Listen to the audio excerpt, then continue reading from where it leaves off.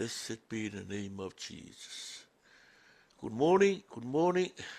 Shalom, shalom. Talofa lava to the beautiful family of God in this lovely morning. Hallelujah.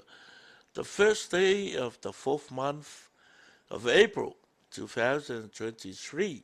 Hallelujah. Here we welcome you in the name of Jesus Christ to our morning devotion. I le nei fo tai au fou, mo le langi le lei, mo le mātango fie, ia o whapea fo en toi mo le manuia mai e le tua. Lo o tau soifua, ia e mese o le mātou wola, e le ngata I whi au mga luenga masani, ia o le nei fo tai au le tātou porkalama, pela wana masani ai, se malu whale anganga, malu tai au whale anganga, mo loa nganga, ia mo tātou anganga. Me lea, ia lo mai o le amatania fo le tātou porkalama, ele nei tai au. Ie o vai, ie whaafafonga mai lo leo, o te wala au ia e alofa mai, mai e tari mai a te au. Na whai atu lo loto ia te oe I launa e whetalai mai, ia o te sā ili I lau o fio. Aua te ririu eseu fofonga ia te au, aua te tuli I lau au auna I lau toa tā mai. Na whai oe mo ufsoswani, aua le tu lafoa ina hau, aua foi e te tu ua hau, lea tu wae lo u faa o la tanga. E ui lava ina tu ua hau e lo ta māma lo tina, ai ta lia hau e Jehova. Hear, O Lord, when I cry with my voice. Have mercy also upon me and answer me.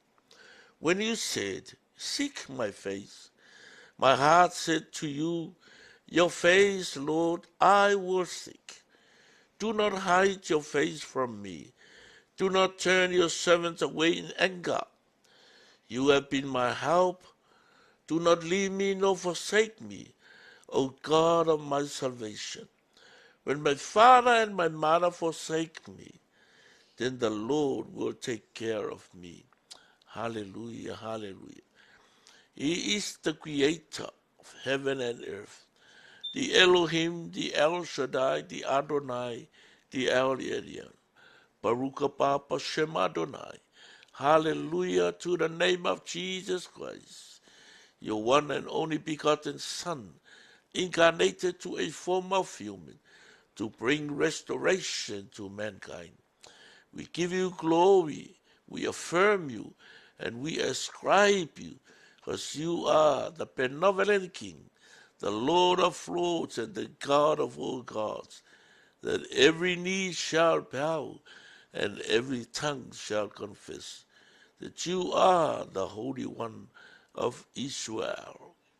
E te tau le vi inga, le whamanu, le whanetanga ia te oe, wai le ia seisi e tusa ma oe le neila rolangi. E siri oe I lo mamalu, I lo pa ia, I lo poto, I lo matautia ma lo o fofongia. Ko e lava na fofoina mea uma I le langi malelao langi, e o lava I le tangata, o le pale ali o lau fofonga. Nei tae au o mātu wala whai mai, whaatasi mo lau nuu mo o tangata, e mo moli le taulanga o le vi inga, o le whamanu mo le whanetanga, sula lau alofa mo lo wanga lele, au au mau atu le naso, le pongi sa, e maisa le namasina, a le o mātou tau nuu manuia mai, le amatanga o le nei foi masina lona wha o le nei tausanga. Me lea e vivia e ai o mātou loto, ma wha manu atu o mātou loto ia te oe, wa e moni ar whai salamo. Ana le se ano o Jehova na ia te mātou, se mea manu a whano lo mātou ola, I se taimi whafua se. Ai whawhetai tele tama, o le nei o mātou to e auria manuia mai, le nei tae au fau, le aso fau, le ola fau ma le malosi fau, e a fua mai lou alofa tu noa ma lou angalele. Lau a mio tonu ma lou wha maoni a I mātou. Whawhetai tele lava, lou angalele whai a pēr ia I mātou. Ea, mātou polkalame nei o mātou tuina atu lava ia te oe, lau whauunga I la mātou talatalanga, sufi loto manganga o le au pa ia ma lau fatu tua fa pe foi ona fa pa ia le nei au wala sota inga o mato whangaina ia sau ina i mato umai le toto o le tamai ma mo le nei tae o ngā pa ia fa mo ia foi ia i la to mo fai no mato mafuta i le nei tae o ina ia fai wina le nei por kalama le manuia ma le fia foi ai le vi inga ia te o Yesu lo mato o li le faola. Amen. Amen. Praise the Lord. Hallelujah. Yeah. So tato peselea give thanks with a grateful heart. Awa leo tato o lia maile. E nei masina fou a pelila.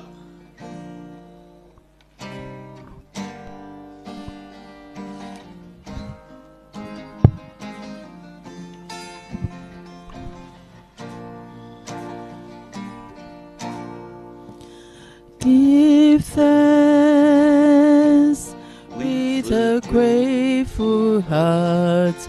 Give thanks to the Holy One. Give thanks because He's given Jesus Christ, His Son.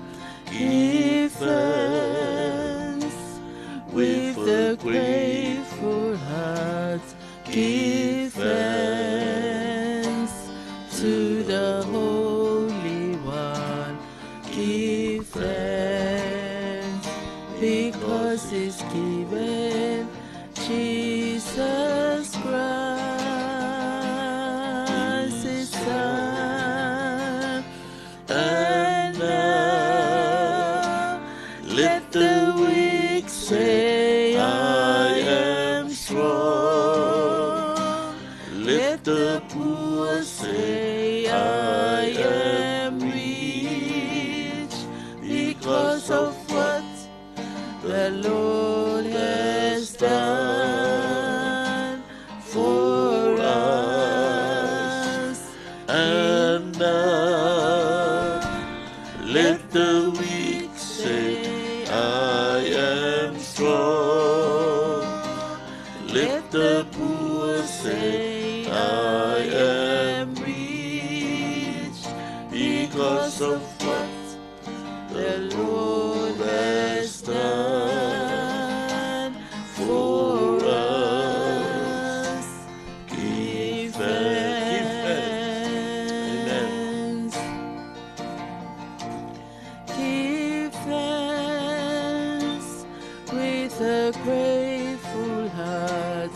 Give thanks to the Holy One.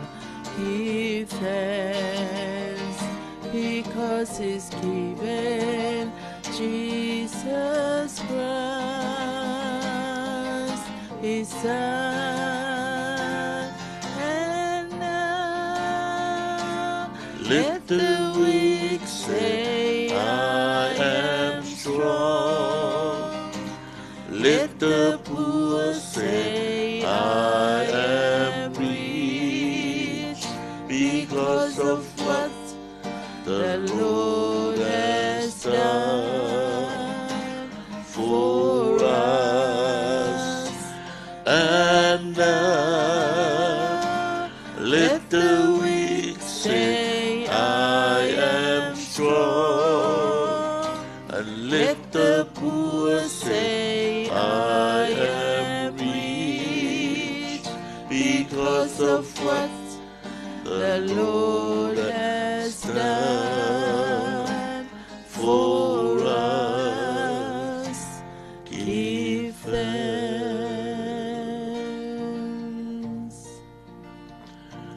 Give thanks. Thank you, Jesus. And now let the weak say, I am strong. And let the poor say, I am rich, because of what the Lord has done for us. Just give thanks. Amen. Praise the Lord.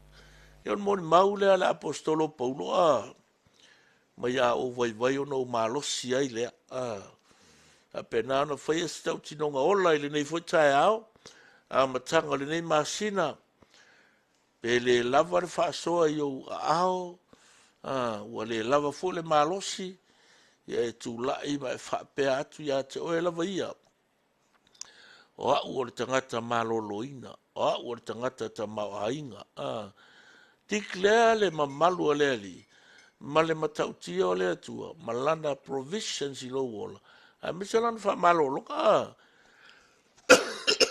excuse me yeah amen praise the Lord ia vi ia la le ali ni tae au a matanga o le nei masina ia tātou whawhetai le atua o leo o tātou mauria manuia mai va ve tele le alu aso le o langa ma le tausanga ia o la ele tātou mea la ama whai atu o le tāwilinga o le soifuanga ma le o langa wai ai pa ua o lea i o tātou whaanga te tauina aso o mai ma ua o mai e le atua ia te o tau ma tātou amen lima aso o tuana iatu sa whaasoa ai a tātou i le tāua o le vaila au whale anganga ave sea i le loto mafatia ma le loto ti ngā i tono ro loto God's remedy for depressions amen tae au lale nei fia whai taua i ata oele i sa ia fast fulu ono ar whai upe fast fulu a whonga la le la whai tauina o lo whaali tanu maile a matanga o mea muri muri Maiana mua foi o mea ua le whaia o lo whaiane e tūlau pule o te whaia foi mea uma o te loto iai te whaafonga o lo whaari tanu maile a matanga o mea muri muri Maiana mua foi o mea ua le whaia o lo whaiane e tūlau pule o te whaia foi mea uma o te loto iai. From the New Living Translation of Isaiah 46, verse 10. Only I can tell you the future before it even happens. Everything I plan will come to pass. Only I can tell you the future before it even happens. Everything I plan will come to pass. Amen. Talo fatu tatu ainga ni tai au. Ona utula fa malosi neta. God connects the dots. Amen. God connects the dots. Fasa mo se fasa mo fa ngo fie ko la kam. E fa fe so ta ila vai le tua me uma. Pe e ku fa fe ngai la vai le tua me uma. Ma tua foi le tala le ali. Pe mai ia o touta lia tangata uma i le loto whaftai. A waka ko ke le ropo ki angelu ngā kaka. Ma tua wale kala wale ia apela amo. Ingo waku angelu foi e na uria ngā wako e oe. E destroy ia so koma makomolo. Wake ila apela amo le sa vali ngio kaka i onga luma. I luma o longa fale. Longa fale. Wala auro i e whaafe mai ro.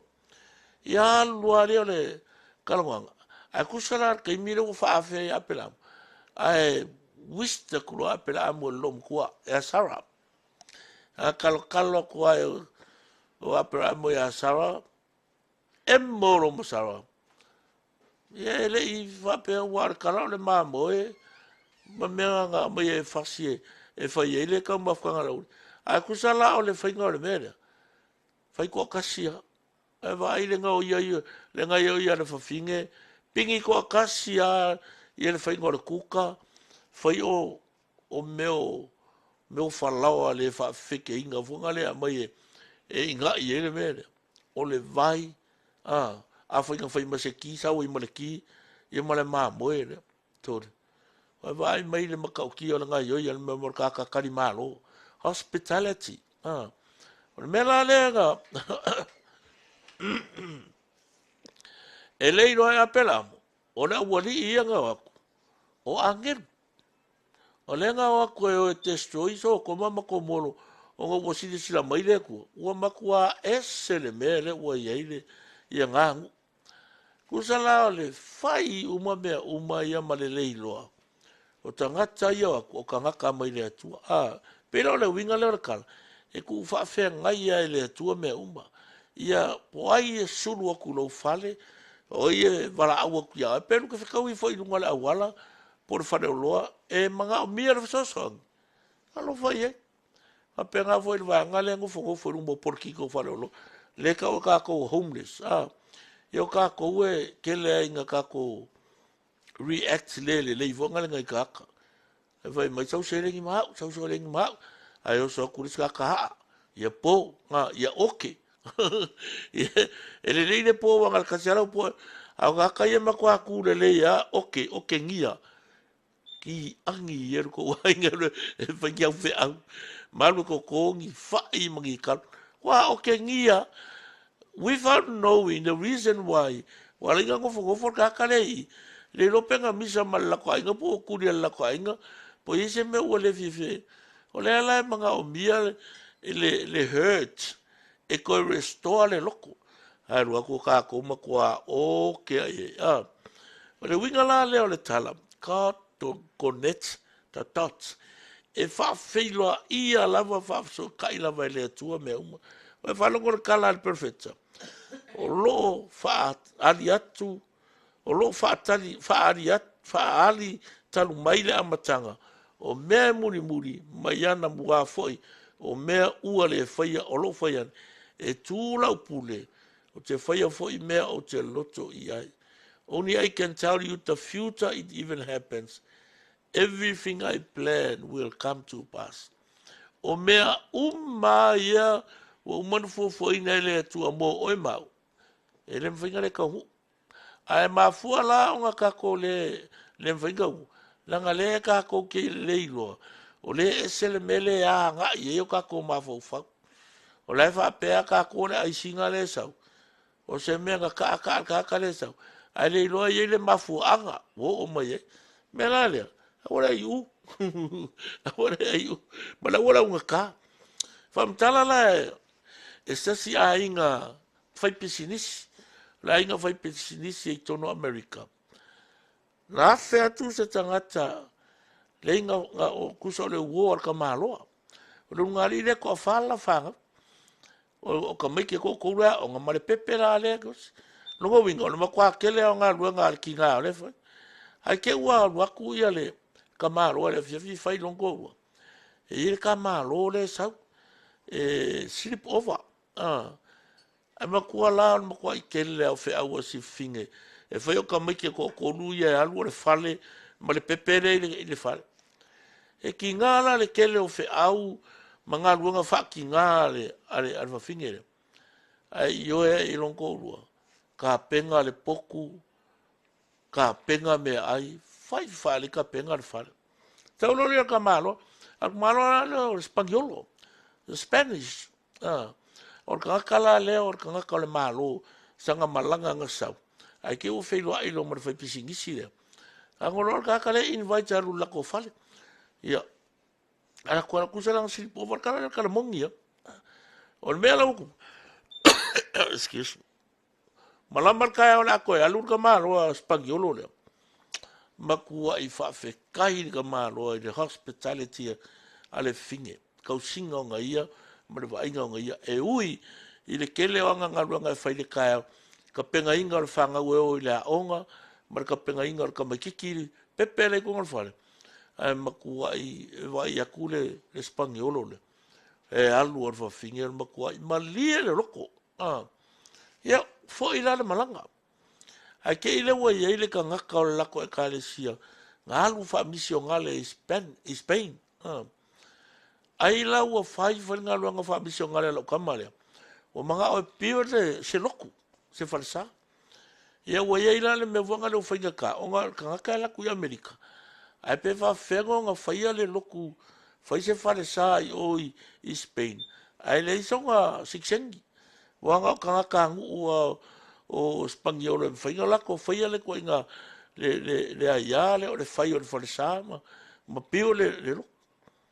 O ye la le problem I kulanga le whapea.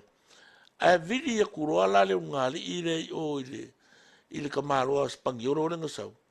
Ka ua kuroa la ye la wo le whamisio ngale le wala kuyo. Hei loa la. Sau ar kamaloa nga I longa malo si anga wha o kangaka o le malo. Fai ia mea umalawa kuskusinga makarangoanga. Wakua I kele ore. E kele mea ua pio le falsa. A mako I krou le luku. Fai mea le kele o kangaka o mang malo inga o laku wanganga. O le mea la nga mafua inga kusi le kala rea. Onga o le kala la rea. Everything I plan will come to pass. E lei loa e le unga li lea. O le la luka afta inga le lei o ka maroa lea. O se awala le planta I le loku I ko kongo le piko ngui o I Spain. Ngā luako I le misio ngale lea. Ma fai e ilo ma ngā luenga ka lai. Pio le falsa, pio dau loku. Ma kwa I grow up. You never know. O le winga la whamakalang. God connect the dots. E iei mea kako ke whaia, malo kako le maa malama, o le plana le atua. E foi mea kako ke whaia, mara kako le ilo, o le ua whao ngā inga o le atua I le mena. Mena le o le winganga le o le kala. O le a le pisi o lau agenda ngai ai, ma lau sketch o ngai ai, ai maise o lau fatu ainga tausi. E a whea lolo whale tesi. Awa ke whakamala ai. Because you never know. Por ka ngaka le wala kos ka ngaka o se au ngā le atua po se kamaroa, po se wafinge, po se kamakiki, po se kengiki. Ia ele ngaka I lau waifa penga. Ia ila wale nganga le ia ke o le alofa. Awa ke reiro. Peke uwe waifa I foi lau whangau, ke ua wala ku I le ainga, perua ku I le fale, peke ua whikau I maskaka, ala ia le mea lau mangau mia. Ai ke uwe so swangi e vai la I le mea le fai. O le kala la le wha ape a whai kaula le whai upa iwa kaula le whai upa sifuru. O le isa ia le whaangu whai mai. I ou tō mana tūna tu I mea mua taru mai le wau a wā o le atua. E lea I lava se tasi. O le atua I lei se mate tutusa. O lo wha ari taru mai la matanga o mea muri. Mai ana mua a whai o mea ua le whaia. O lo whai ane e tū lau pule. O te whaia whai mea uma o te loto iai. Ue vai e. O le alu aka kou ia I ngaruanga masangi. Our daily life. O mea masangi ras. Without knowing. O mea ia kako ke whaia. O mea ua umanga plan ele. E sau ngaka ngofo ia oe. O ngā alu le fair. I remember le lua fe ma le. Peo lua fe sutas. Na ele kusa lua fe sifuru. A mako ngisi nga sau ka meki praise yo e fia sau I auskari e longa uso. A sau la ele se me ngofo ai. O nga lao se mau o nga whabisi o nga le praise yo. Nga fiso kai mai. Malu ka afta inga rona kaka. Pe masinga ele le uminga ngofo ka kaya mau. Ko a sau ele longa uso I. Ko a sau ele ka me longa uso I ngai auskari. Alo ele se amangi. Alo se amangi e whaile le aunga ka o discipleship training school. Ale waiwan. Ya umale o langa TTS nga foi nga sia mangi ma fabisio nga le ka mar al mele velo ka so lo ka male ngo foi a ma ua il ma ko inga ni sila bol ma singa lua fesfuru a le lua fesukas ngo walu ila il malanga fabisio nga le presio o le mele woku ia sa fai foi ya ngo malelo o le a lu se malanga fa pe o ke alu i presio Umale skeke nga pena buko no iai. For 2 weeks, lua vai aso. O sauro le skeke nga Samporo. E whakaria le wako e foi mengusi, a staka ilo inga. Ke lo le uminga staka inga le wa. Lua su kasi aso. Whapea kai ke tilei mo le limai kula, pe fiku kula. Ai kau mai lua su kasi aso tilei. O ngā ua pāle maunga muvu le ngai chili. Wale lea mai la lo ngā asu o ngale. Fa pepe I lungo I malai vale le singi malai vale le au kilang. E le mwhailanga land e va ape asau. E ka kaua ko e fo. O le va alanga o le va ale airline ke o le airline mai Argentina. Fai mai ai lo malauri e o le malevale le ainga San Paulo. Wa ti lei le va, ai lua se fulkasi aso ti lei. Ia o le mela wakupu, ma kwa le se ainga le se uo, le lopo fe alu ia. O vili e ku iau kama ia nga u iai o le skeke nga Pernambuco. A fe meu ke koe alu iai le airline, halu whafia, wha konua ku ia fe mea kara uri. O ke alu le mea le o sahua. Ku sa fe koe leo, I'm not a South American. I'm not a Brazilian, even a Colombia or Argentina. O leo ke alu anga i au kilang. A fe mai ale uri e le sea vango. Fiu e karisanga le. E sa urongo fo ngofo makakalo le. O le ala le mera afai. Kusala le iloa le mea kumkumu. Kusala sa onga kongu ngan. Le iloa le mea kumkumu. Ko e vili e kuloa i le kamai le anga usa ue mai o le. Ile ngunga kamaro sipi.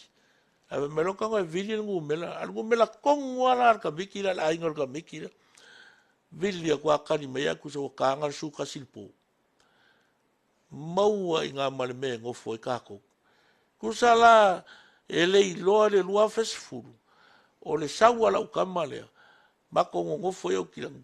O se ava ngoa le whaafiso ka ia i le tua. Le mea le nga ulaku ngofo i. Mo le lusu kasi aso. Inga ua stuck le valele. Never know. Wa vai mai la le mea. Ala wa umanga o fulfill le mission alo kama le sa uskaria lu siamang. Ko e fo ia kulako ainga. O le lua fesu kasi le ngo uslako i staki o. Mawelo i male me ngofo ai. Ai wa ke i lau kamale fe me pora anga whawhengo o laku whamakala uma ko ea so and so and so. God connects the dots. Your hospitality and my hospitality is very important. A sausaka nga kai ke le iloa ia ke lea ka kowo whaiwhango. Aua, don't open the door to the strangers. Ia saore lei, mor pui puinga. Ai mo oela tangata matua. A hawhea tu tangata ua mana o mirso soani. Pe te wala uria fo tangata. E te lei loa le plan a le tua. A leo whai mai le perfecto isaia. E whātau nuina umalawa le tua mena te fufuaina. E te mi tātou te whaia mea malo tātou lei loa. O i le ta oto i le plan le tu i tātou olanga. Whapena fwy la o e whai ungo ni vai aso le weekend. A pelila le o tātou iai. E le ilopo iai se plan whapea o a ngai mai atu e. Awe ke kei, awe ke fefe, awe ke musu, awe ke unga kā. Nga o lo makua ka pengale me aile nga ai ai angeru nga ko o te stroi so toma mo nga o sala. Mai le ma moe. Excuse me. Whaile mea ai, ka penga me malolo e o kamaia, ia le ngaka o la uri e ngako. Ao apel amo, mai ia foi. Ia le ropenga ai e mangi au au. O la winga larkara. Ia e mana tua, ma ia iailo mafau fau. O le atua le te au au na iei. E le mawhaina wha maina o e le atua i lumo tangata. E le mawhai foi ngā, he never humiliate you before the eyes of the world. E pika po e le tua, i so se mea e whaia. Ma e wha manuia le tua, o le mea ke avea, e koe kau i e mai le tua. Wa kua foi le kau i le tua. E a maka le kolu se furu, ongo se furu, ma le se lau. Au kākou, a rua kuru kasi, sau kasi. A la kure rua, sau le rua, au le tua. E ave lau kasi, sau kolu se furu, ongo se furu, ma le se lau. Wa vai whainga o mea le malo le tua. E whapenga, o le winga la le tala mo le ne weekend leo tato iai. Ia mana tua, God connects the dots. Aua ke popole, aua ke aunga kā, aua ke musu peke ai u. Just give thanks with a grateful heart to the Lord for all the blessings, all the provisions, and all his divine plans upon us. Ia whamria le tua ia te oe, le amatanga o le nei masina, ai maise o le nei weekend, fe au matiute, ia e mana tua, ia le teime a fea i lo mauta, po lo ulawa, ia tausi whare le wae te lei loa, o ni tangata po ni au na le ali, ia tangata. Waftai te le lava ta maa, ia ua mātou au lia manuia mai lava, le amatanga o le nei masina, ia mana mātou whaafitai foi mo le nā masina ua mau atu. A wai whamanatu mai a te mātou, ia whapena ona ta tala la mātou waai, ina ia o mātou iloa, o na tausi whaale lei so stangata, e a whea o mātou ainga, a wai mātou te lei loi nistemi, o nei mea uma mātou te whaia, o umana ta oto i tono o rau por kalama, whaasolo i o mātou o langa. Ia, ia la le suafa Yesu ke riso lo mātou ali, ma lo mātou whaola, ma lo mātou te talo, whamanuia i lau nuu, au na o le au pa ia, i whi au matiute wa amatalia o le nei masina, ina ia ua ua manua mea uma, ia whamanuia fwere nei aso, e o ngāru nue, ia ngale lei mai whamanuia ia i rātou.